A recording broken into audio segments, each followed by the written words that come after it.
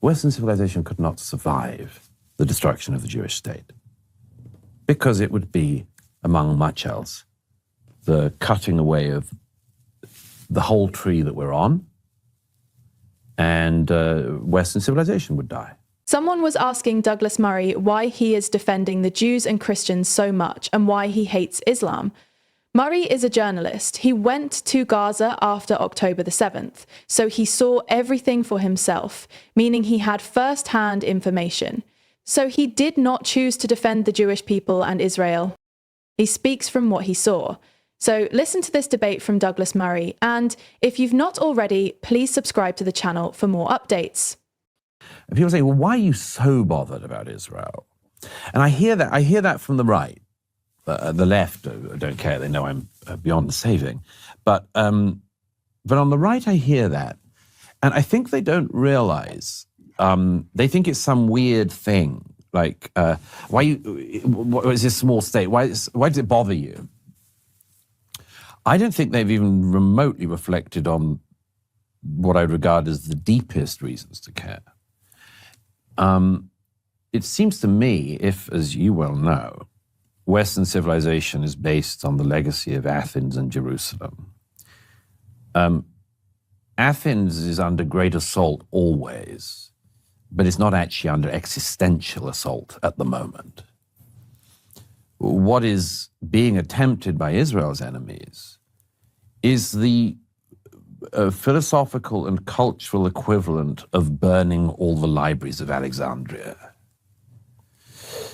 This is one of the underpinnings of Western civilization, utterly, utterly at risk. And not in a sort of metaphorical way where people might use it as a sort of book subtitle, but the real thing. I mean, I've sometimes thought about it this way. I haven't tried this out in public before. How many Jews are there in the world? 15 million. 15 million, okay. This may come across really coarse, but let me put it this way. I mean, there are lots of conflicts in the world, and I've covered a lot of conflicts involving a lot of people, but it's conceivable that at some point, 15 million Christians could be killed. It would be a disaster, a tragedy.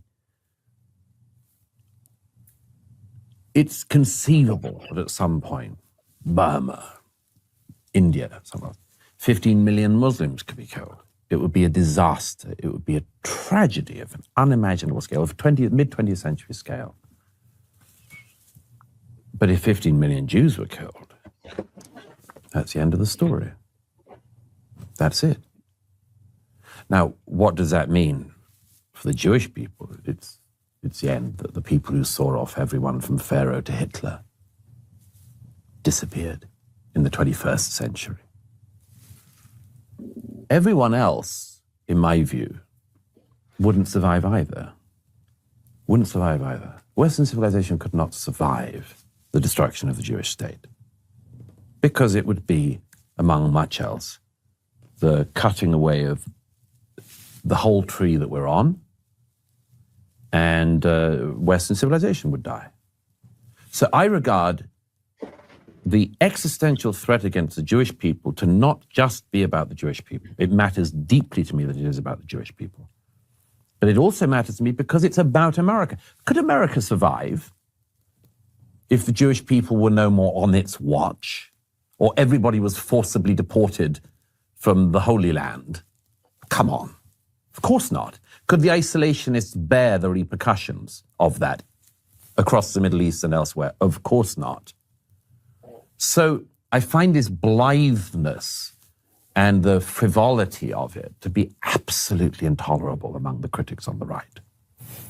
You know, one of the things that's been so amazing about all of this is just the sense that the West has lost its moorings. I mean, I was more disturbed, from a sort of Jewish perspective as a Jew.